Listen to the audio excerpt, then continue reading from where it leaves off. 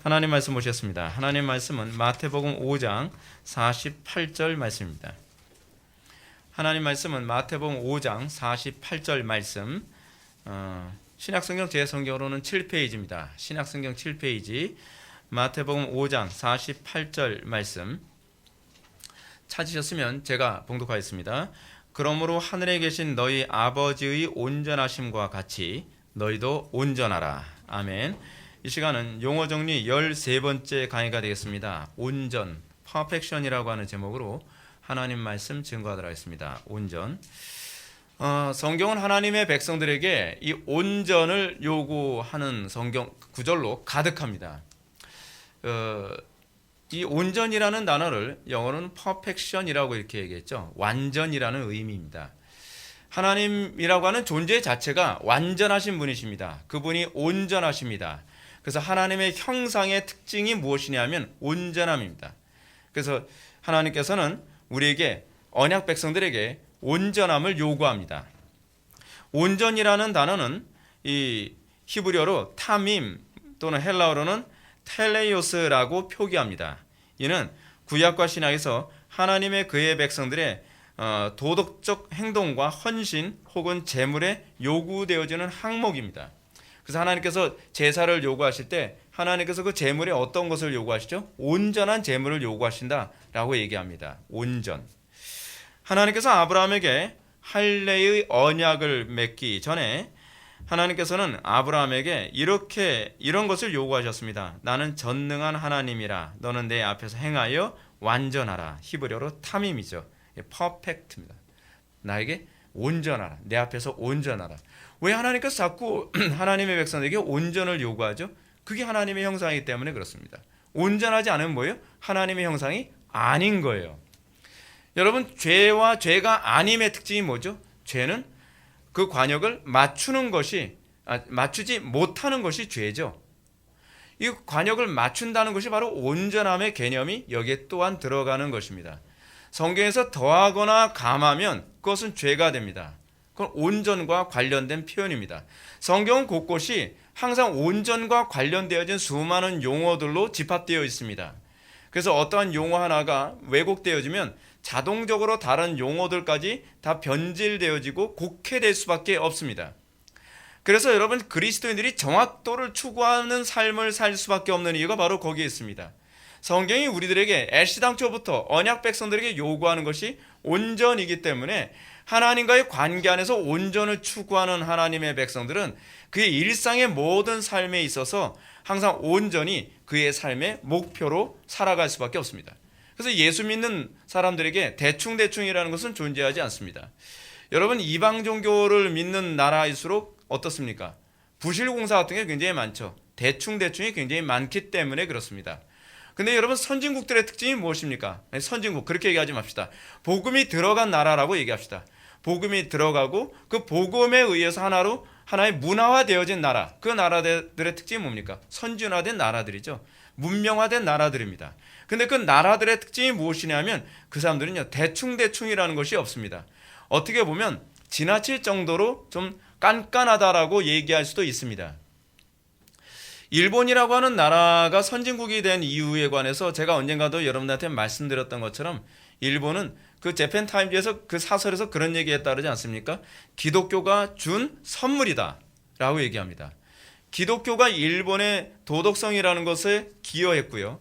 그 일본 사람들이 성실함과 약속 잘 지키는 것, 그리고 그 정확하게 살아가는 것을 살아가게 만든 그 가치관은 기독교가 준 선물이다라고 일본의 재팬 타임즈, 즉 정부 기관지이거든요.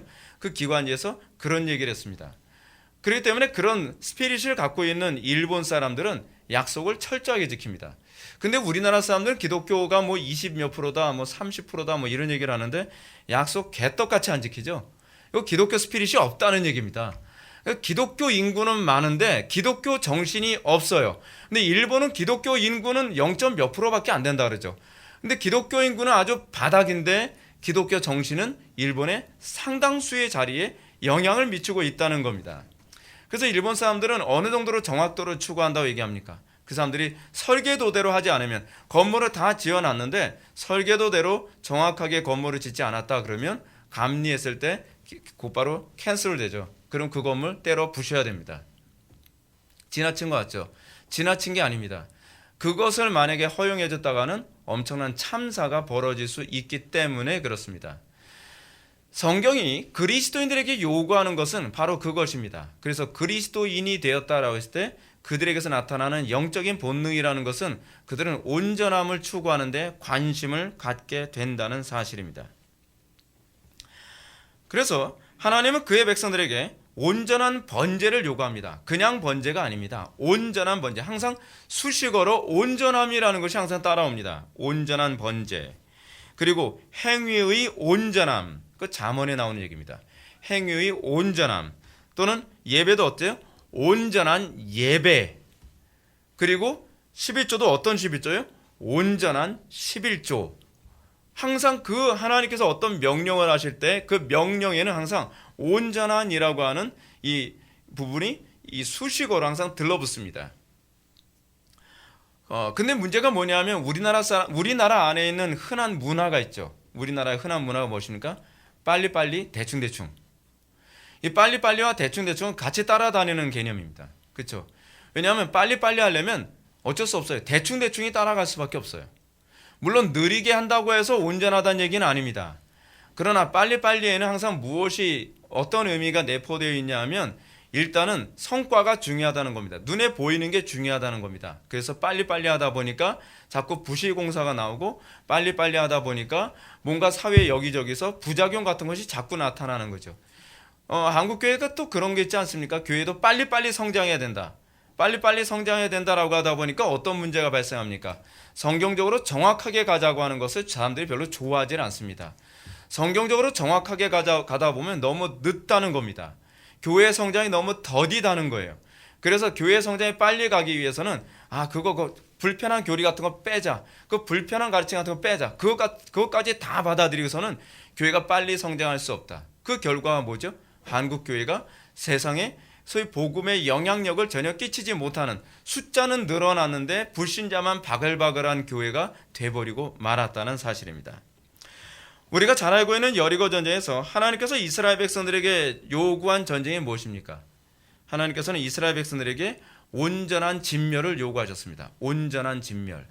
온전한 진멸이라고 하는 이 말이 히브리어로 헤렘이죠. 헤렘. 그래서 일명 헤렘 전쟁이라고 얘기합니다. 근데 이 헤렘 전쟁이 얼마나 온전함을 추구하는 전쟁인가? 하나님께서 이스라엘 백성들에게 아이도 남겨두지 말라는 거예요. 애 어른 남겨두지 말라. 그리고 조그만 금은 보석도 남겨두지 말라. 그리고 짐승들조차도 남겨두지 말라. 여러분 얼마나 사람이 독해야 그렇게 하겠습니까? 하나님 말씀대로 순종하는데요. 느슨한 마음으로는 그렇게 할 수가 없습니다. 하나님께서 명령하신 대로 정확하게 다 진멸해야만 합니다. 그것이 헤렘 전쟁입니다.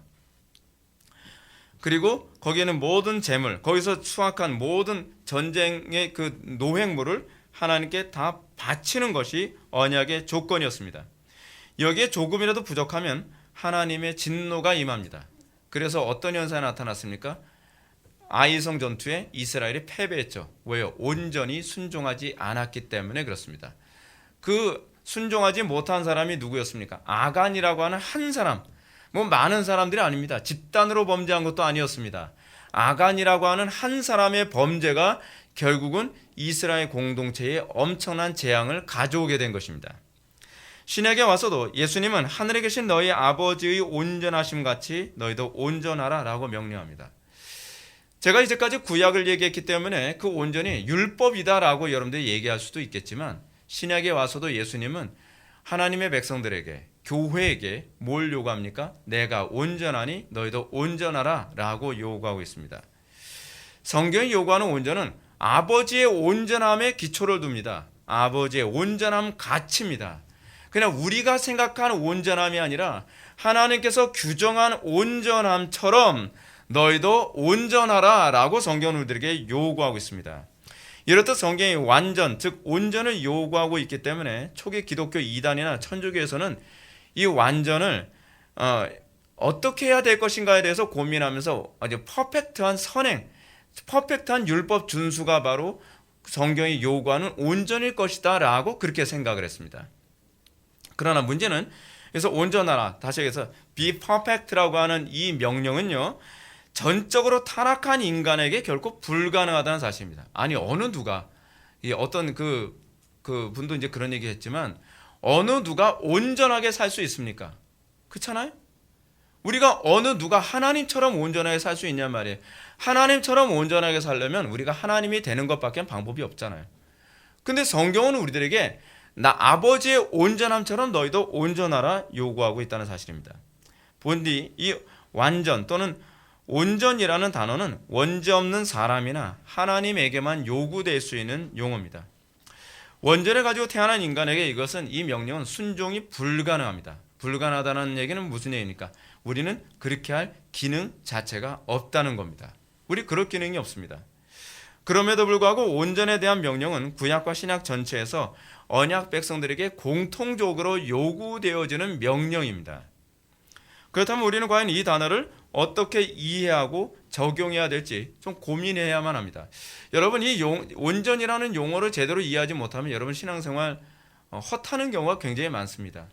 내가 하나님께 나름대로 봉사했는데 내가 나름대로, 이 나름대로라는 말이 이게 우리나라 말이 좀 애매모호한 단어가 많아요. 나름대로. 그리고 또 어떻게 해요? 또 무슨 표현이 있지? 하여간 대충대충과 관련되어진 그런 비스무리한 그런 용어들이 굉장히 많이 있습니다.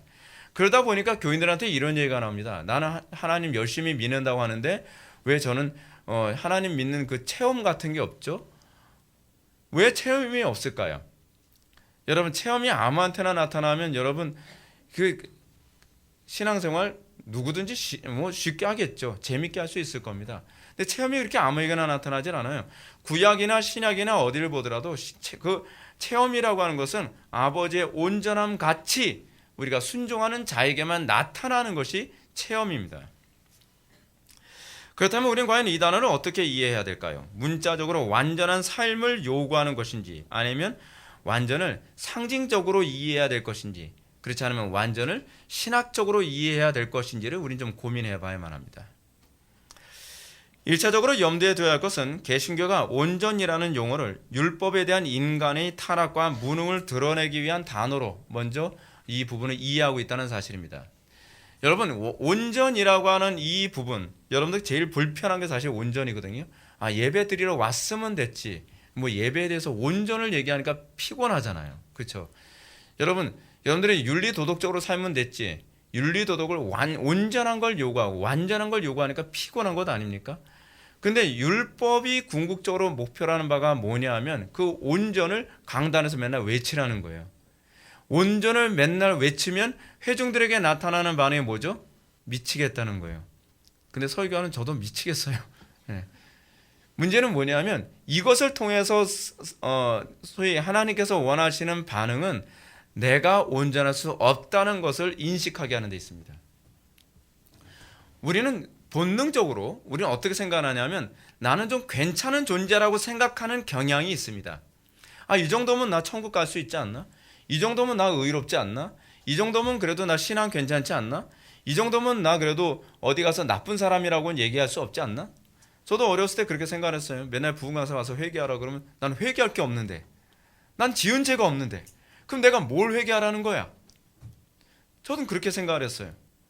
근데 은혜를 받고 나서 보니까 뭐예요? 지은 죄가 너무 많은데 그거를 내가 알지 못할 뿐이더라고요.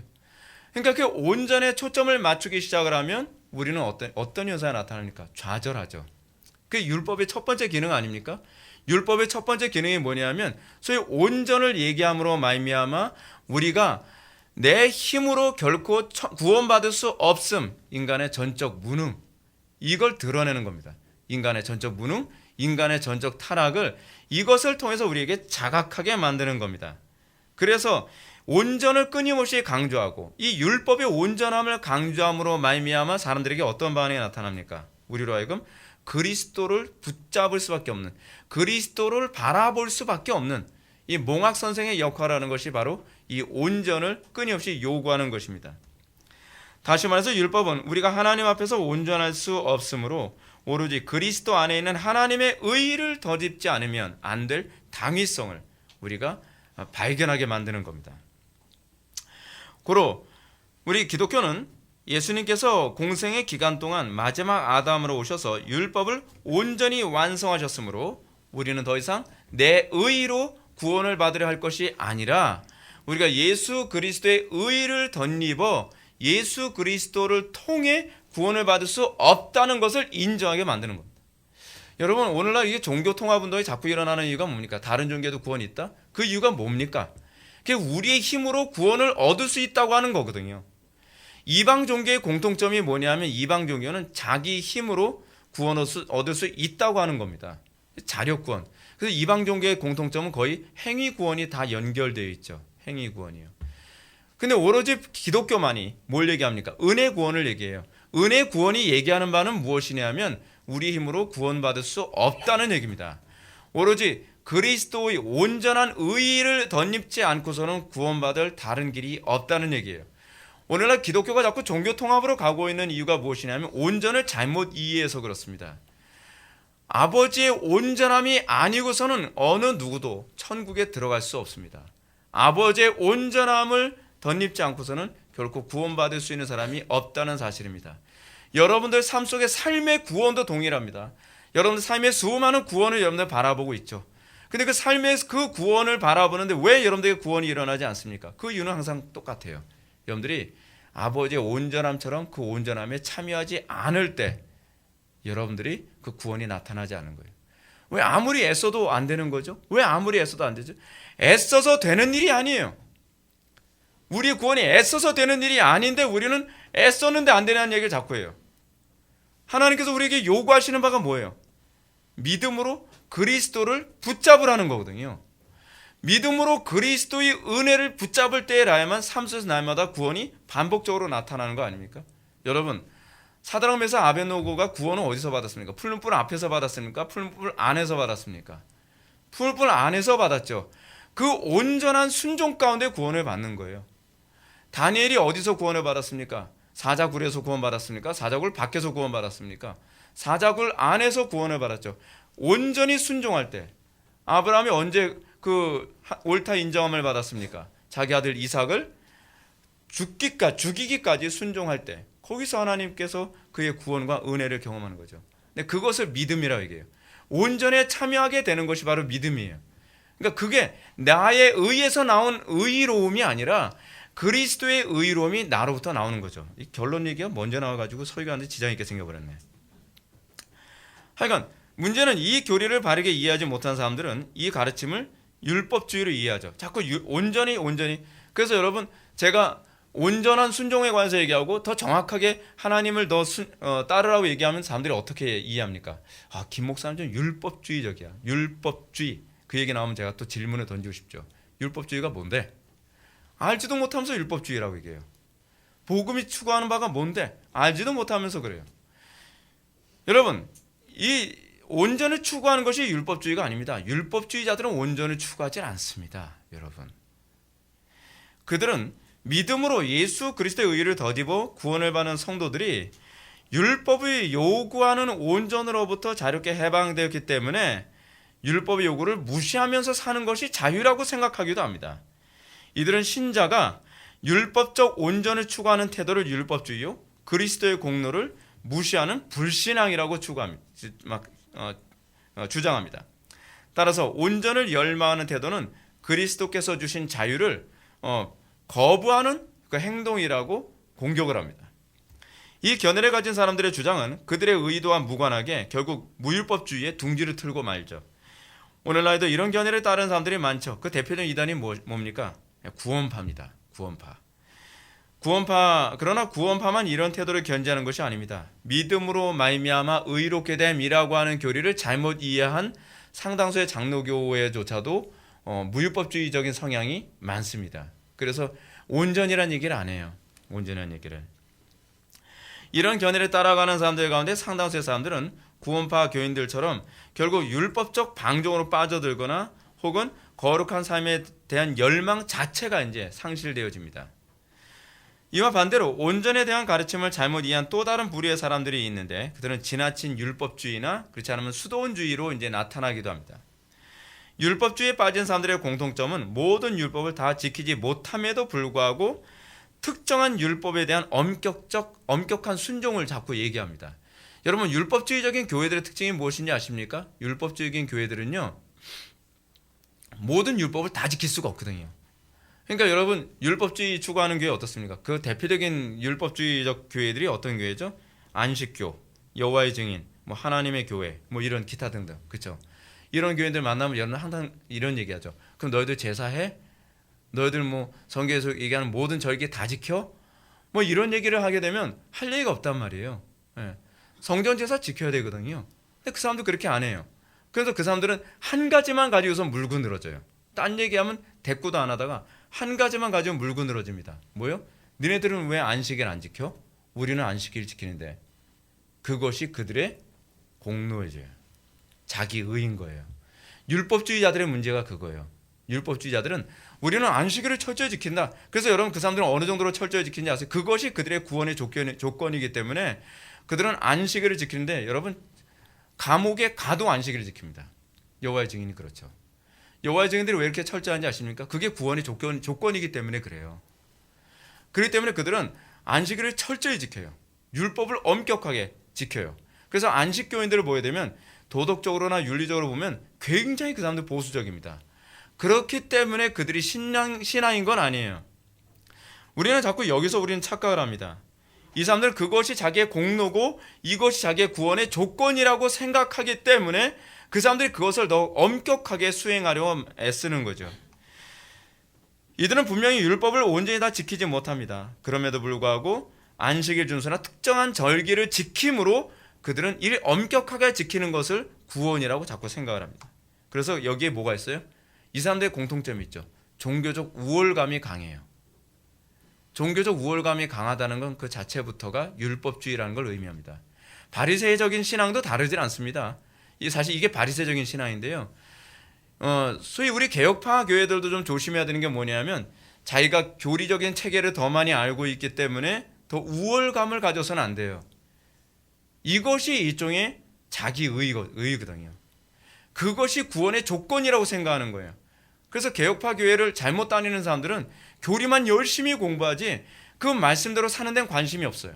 왜냐하면 내가 교리를 많이 알고 내가 잘못된 교회를 많이 비판하면 나는 신앙이 있고 저 사람은 신앙이 없는 거라고 이렇게 이분법적으로 규정을 하는 거죠. 그거 잘못된 겁니다.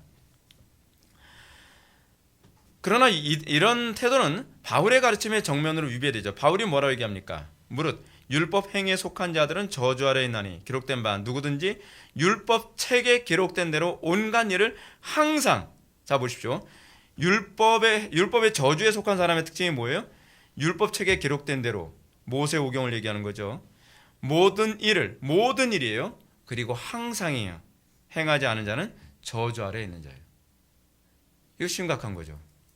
심각한 겁니다. 뿐만 아니라 바울은 더 강하게 내가 하나님의 은혜를 패하지 아니하노니 만일 의롭게 되는 것이 율법으로 말미암았으면 그리스도께서 헛되이 죽으셨느니라. 이 사람들이야말로, 이 율법주의자들이야말로 그리스도의 피를 헛되게 만드는 전형적인 행동을 취하고 있는 것입니다. 안식일과 절기를 비롯하여 율법의 모든 요구는 그리스도를 나타내는 그림자에 불과합니다. 예수님은 제자들에게 모세 율법과 선지자의 글과 시편에 가리켜 기록된 모든 것이라고 분명히 얘기합니다.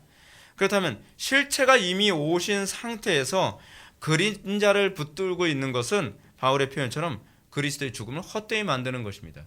우리는 그림자를 붙들 것이 아니라 실체를 붙들어야만 합니다.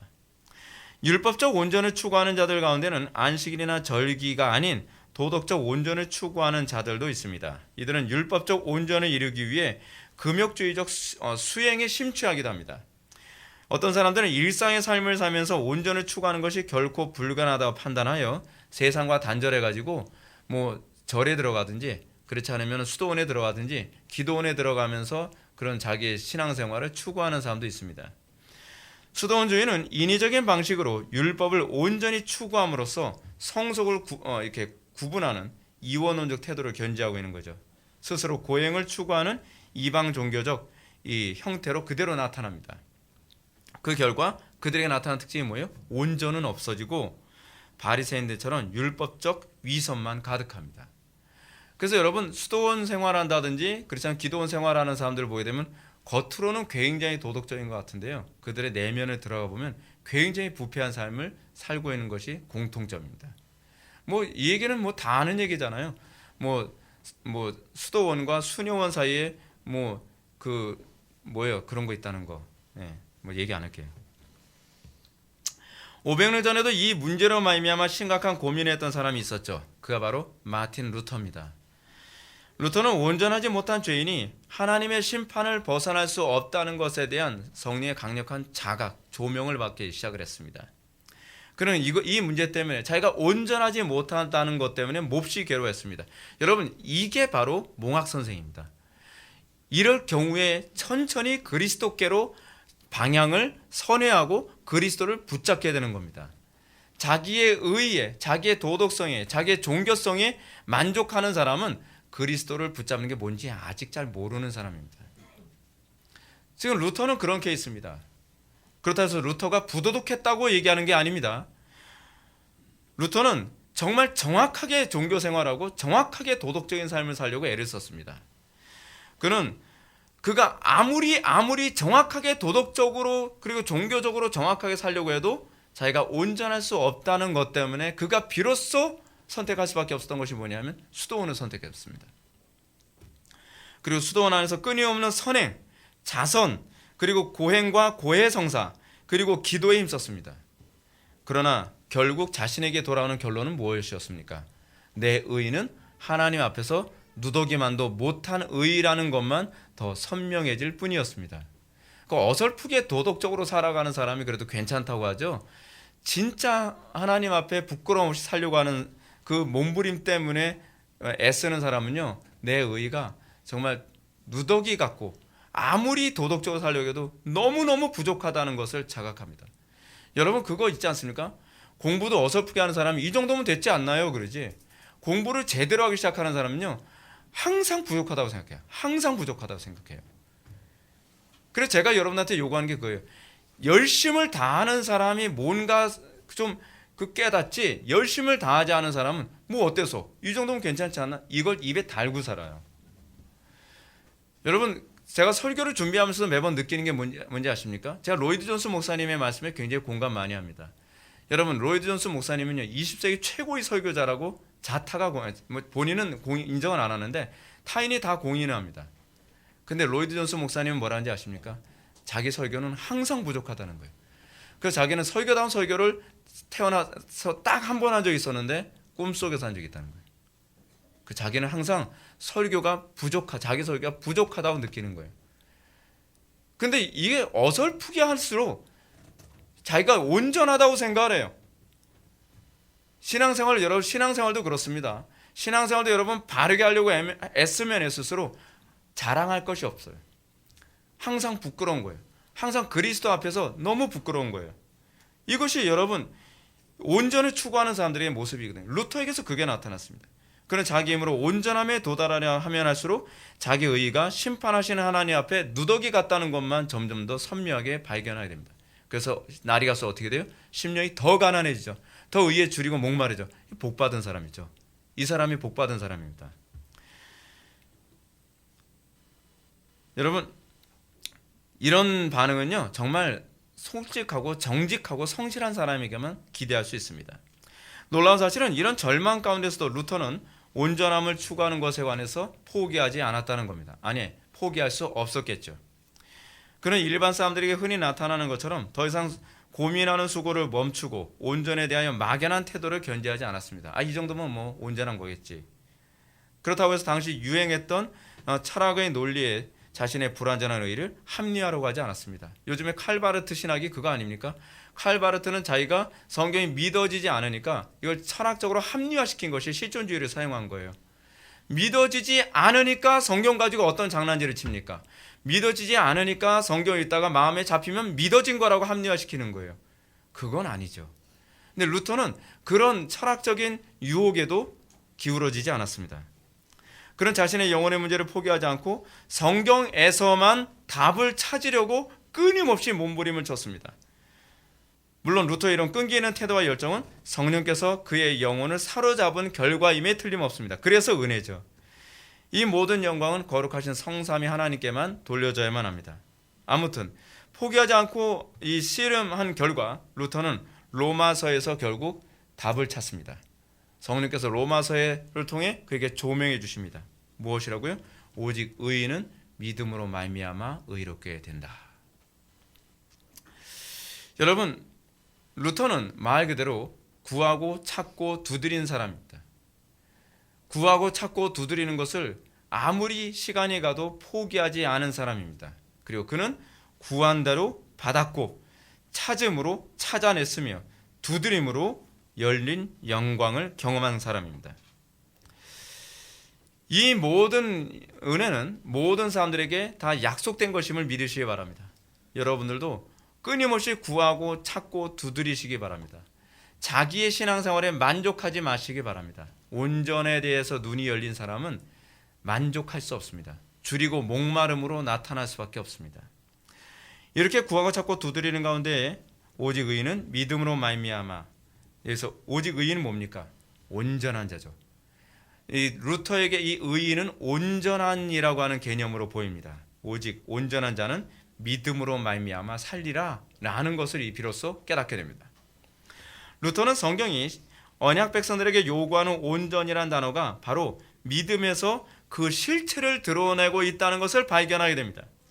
의인, 다시 말해서 온전한 자는 믿음으로만 가능하다는 거예요. 그렇다면 루터를 비롯하는 개혁자들이 성경을 통해서 깨달은 온전의 개념은 무엇입니까? 앞에서 언급한 것처럼 그리스도로부터 전가된 온전을 말합니다. 내 온전이 아니라 그리스도의 온전이에요. 성경이 요구하는 온전은 결코 행위적 완전함을 말하는 것이 아닙니다. 그리스도로부터 전가된 완전을 얘기하는 거예요. 다시 말해서 나의 완전이 아니라 그리스도와 연합된 결과로 자신을 통해 나타나는 온전이에요. 이거 말귀를 알아들을 수 있어야 되는데 이거 말귀 알아들어야 돼요. 이거 굉장히 중요한 얘기예요. 그래서 루터가 이걸 뭐라고 얘기했는지 아십니까? 신자란 의롭게 된 죄인이라고 얘기합니다. 내가 죄인이라는 것은 변함이 없지만 나의 의로움, 나의 온전함은 그리스도의 온전함이라는 거예요. 그리스도께서 나를 통해 온전함을 드러내시는 거라는 겁니다. 이것은 성령께서 신자를 그리스도와 연합하도록 하심으로 신자를 통해 나타나는 완전입니다. 그러므로 이런 은혜를 경험한 성도들은 주님의 명령을 수행한 후에 그 모든 영광을 그리스도께 돌리죠. 어떻게 해요? 너도 명령받은 것을 다 행한 후에 이르기를 우리는 무익한 종이라 우리가 하여야 할 일을 했을 뿐입니다 라고 고백하게 된다는 거예요.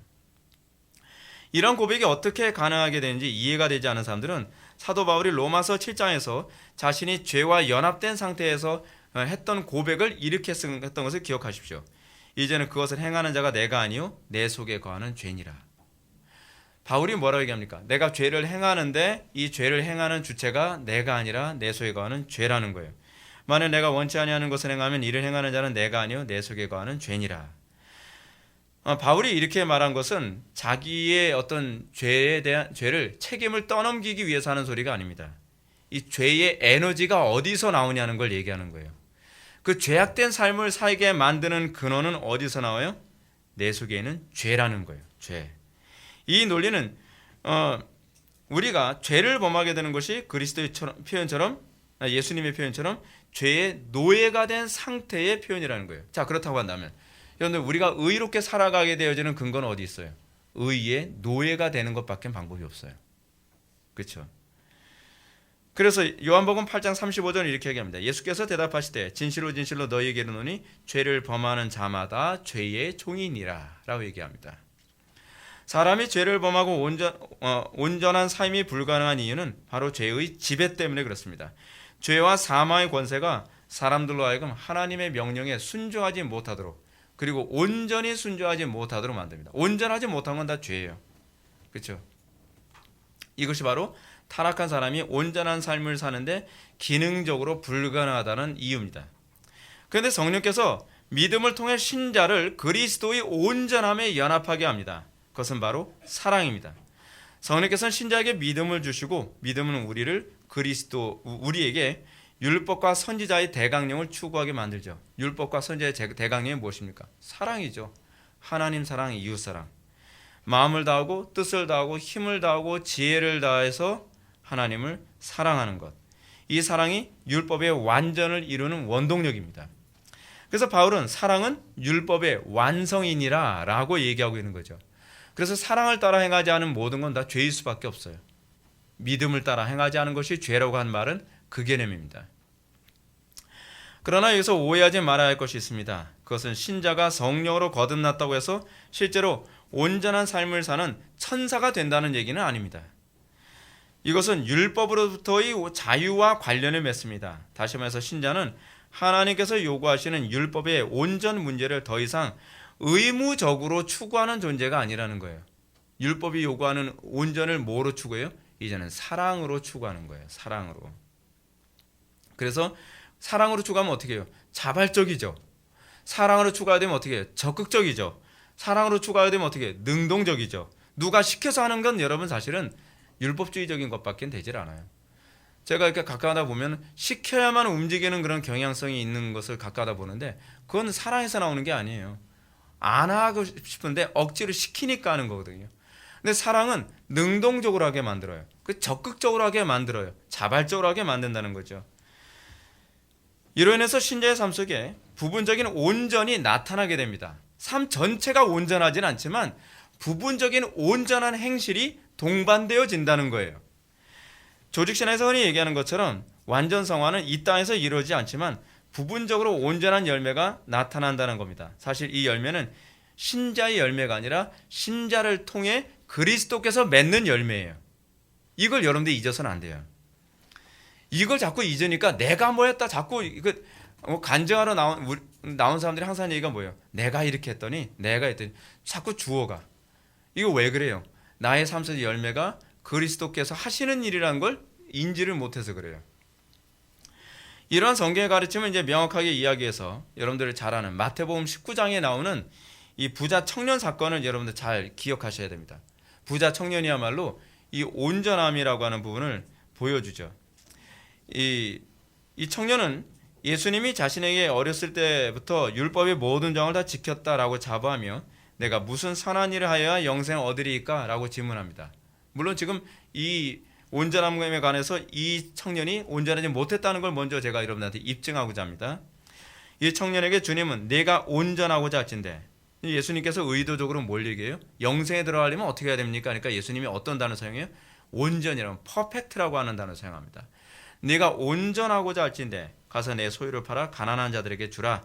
그리하면 하늘에서 보화가 내게 있으리라. 그리고 와서 나를 따르라. 영생에 들어가려면 어떻게 돼요? 온전해야 되죠. 이렇게 얘기해야 되면 또 이게 하고 싶은 얘기가 있는 사람이 있어요. 목사님, 그건요 율법적 온전을 얘기하는 부분이에요. 옳아요. 맞아요. 그럼 좀 더 한번 볼까요? 그래서 예수님께서 온전과 관련해서 율법을 언급했다는 점을 먼저 기억해야만 합니다. 왜냐하면 율법의 온전을 가르치는 주님은 은연중에 자신이 율법의 완성을 암시하고 있기 때문에 그래요. 나는 율법의 완성이거든요. 제가 아니라 예수님이요. 예. 그래서 이 말씀에서 우리가 주의를 집중해야 될 점이 있는데 청년은 영생을 얻기 위해 어떤 행위를 해야 하냐고 질문하고 있습니다. 영생을 얻기 위해. 근데 예수님은 이걸 온전과 결부시키고 있다는 것을 우리가 관심 가져야 돼요.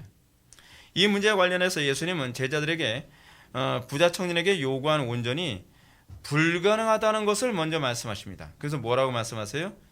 낙타가 바늘귀로 들어가는 것 같이 불가능한 것을 그 청년은 나한테 요구하고 있었다라고 얘기하고 있죠. 흥미로운 점은 이렇게 불가능한 온전의 문제에 대해서 예수님은 제자들에게 무율법주의를 가르치지 않았다는 것입니다. 불가능하니까 그냥 믿음으로 살아. 그냥 사는 거야. 그러지 않았다는 거예요. 뭐라고 말씀하셨죠? 예수님은요. 단지 온전한 삶이 사람으로는 할 수 없을 뿐 하나님은 가능하다라고 가르치고 있다는 사실이에요. 이것이 우리가 온전과 관련해서 잊지 말아야 될 중요한 부분입니다. 이 말씀은 성경에 가르치는 온전이 사람의 의지에 대한 호소가 아니라 하나님의 은혜에 대한 호소라는 것을 우리들에게 설명해 주고 있습니다. 다시 말해서 자연인들에게 온전한 삶은 불가능하지만 영생을 소유한 하나님의 백성들에게는 온전한 삶이 열매로 나타나게 될 거라는 거예요. 칼빈도 다음 같은 말로 동의합니다. 만약 그 사람, 즉 부자 청년이 자기가 생각한 만큼 율법을 잘 지켜온 사람이었더라면 이 말씀을 듣고 근심하며 돌아가지 않았을 것이다. 온 마음으로 진정 하나님을 사랑하는 사람이라면 하나님을 향한 사랑을 대적하는 것은 무엇이든지 다 쓰레기로 여길 것이며 또한 그것을 마치 끔찍한 재난처럼 여기서 거기서 도망하기 마련일 것이기 때문이다. 칼빈의 이 주장이 정당하다고 한다면 믿음으로 의롭게 된다고 하는 루터의 인식이 어떻게 온전함과 관련을 맺고 있는지 질문을 던질 법합니다. 성경의 논리는 명쾌합니다. 먼저 우리는 분명히 온전할 수 없습니다. 사실입니다. 첫 번째 명제죠. 이것은 사람으로는 할 수 없는 일입니다. 고로 우리는 오로지 하나님만 하실 수 있다는 것을 기억해야만 합니다. 그러면 하나님께서 어떻게 하신다는 겁니까? 하나님은 성령님을 통해서 우리에게 믿음을 주시고 그 믿음으로 우리를 그리스도와 연합시켜 이 모든 것이 가능하게 합니다. 그래서 부자 청년 다음에 나오는 얘기가 뭐예요? 삭개오 얘기가 이제 나오는 거죠. 그렇죠? 삭개오는 어떤 사람이에요? 삭개오는 결코 율법을 지키지 않은 사람이에요. 삭개오는 뭐였죠? 그 사람의 직업이요? 세리였죠. 세리. 근데 그가 영생을 소유하자마자 어떤 현상이 나타납니까? 소위 율법이 요구하는 것보다 더 퍼펙트하게 지키는 것을 얘기합니다. 내 재산을 팔아 반은 이웃과 나누고 남에게 토색한 것에 있으면 4배를 갚겠나이다.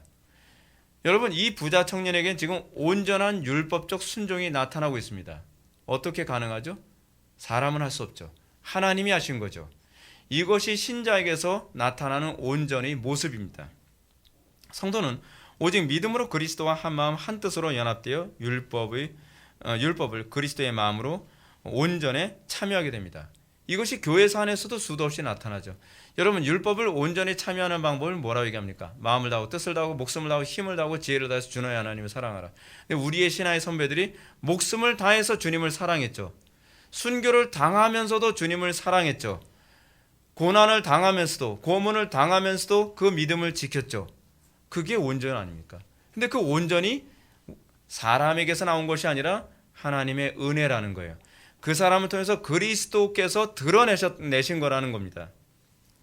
성도가 그리스도 한 마음으로 연합됐다는 것이 바로 이겁니다. 선지자 율법의 대강령처럼 마음을 다하고 뜻을 다하고 힘을 다하고 지혜를 다하고 목숨을 다해서 하나님을 사랑하게 되는 것입니다. 그리고 이 사랑은 율법의 완성입니다. 온전입니다.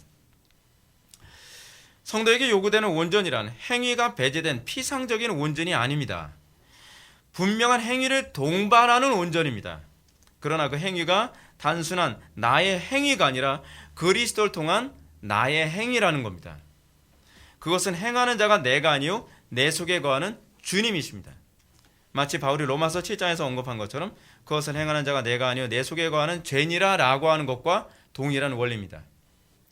물론 성도는 이 세상에서 율법적으로 완전한 삶을 살 수는 없습니다. 율법적으로 완전한 삶을 살 수 없지만 그 목표는 항상 온전함에 초점이 맞춰져 있습니다. 이것이 바로 믿음으로 온전함에 참여한다는 얘기입니다.